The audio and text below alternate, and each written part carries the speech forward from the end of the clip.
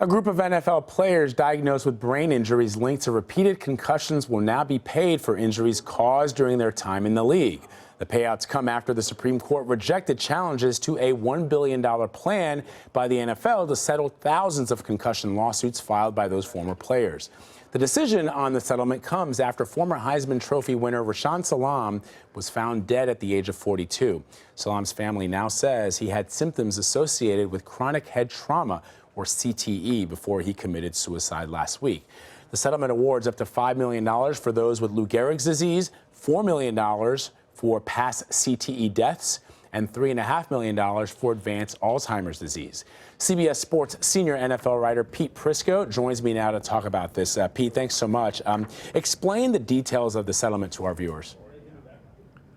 Well, moving forward, what it means is that anybody who's playing now will not be part of this lawsuit, so they can't get any damages awarded to them. So that's why it was challenged. That's why they didn't want it to stand as is, and I get it. I understand that.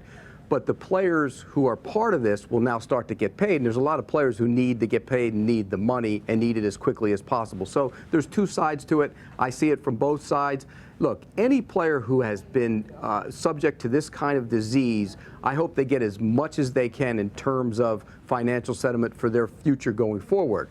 But, you know, you can also see the other side where the NFL now is doing as much as they can to try and protect its players as well. Yeah, well, Pete, but explain also, and this is one of those sides of the argument that you're talking about here, some of these former NFL players who have debilitating injuries that they're not even able to work. They can't do some of the things that I guess a lot of Americans suspect that players who retire do, which is, you know, go on TV, do color commentary.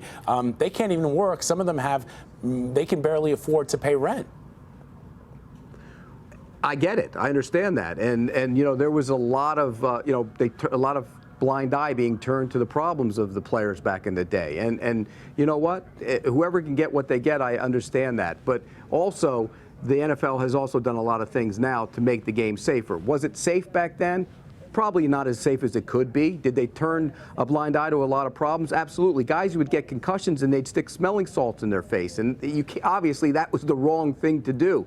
But they've learned. And you know what? There are a lot of guys still playing the game. Make the game safer for as many as you can. Award the monies to as many players as you can who did get damaged from when they were playing. You can't make everybody happy. I get it.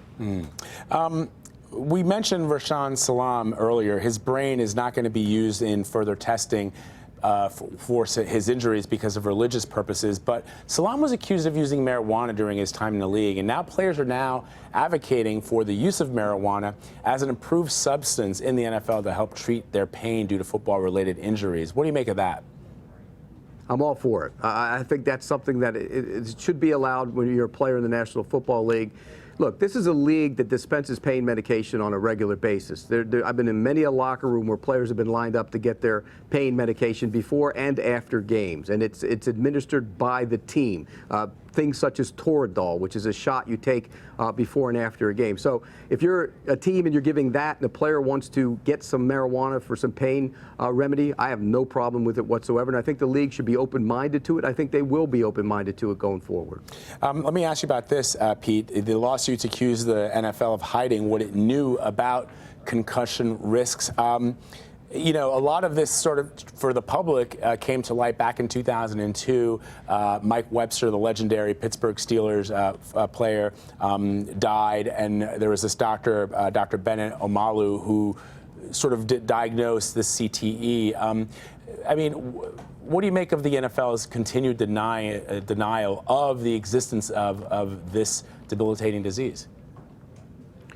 Well, I think they're being stubborn to a fault when it comes to this. They should be much more open-minded about it. Look, there have been mistakes made. They made a lot of mistakes. The National Football League made a lot of mistakes as it relates to the concussion situation. But again, I go back to what I'm saying before, is they've improved it. And you know, everybody's looking for the smoking gun, that they turned a blind eye and that they knew about it and hid the evidence. Well, if they did, then they're at fault, and now that's why they're paying out these settlements. I just think now we have to focus on what's going forward and improve it. I mean, because there are a lot of players in the National Football League nowadays who are taking headshots, and you don't want to see things repeated. You don't want to see players have problems 30, 40, 50 years from now. So if a guy suffers a head injury, do as much as you can to protect that player. It's also on the player, by the way. A lot of players suffer concussions and hide the symptoms. I mean, that's something that's gone on for a long, long time in the National Football League, and it continues to go on even though guys now know the consequences and see what's happened to some of these players after they've taken had all these concussions and had CTE problems. So it's on the players, it's on the league. I think you got to improve it both ways and do it moving forward. Yeah, that's an interesting point. We were talking earlier to my producers about that very point, that if a player starts to exhibit some of the symptoms of, for example, CTE, he's not going to say a whole lot, because then a team, a general manager can say, look, you're not able to even play.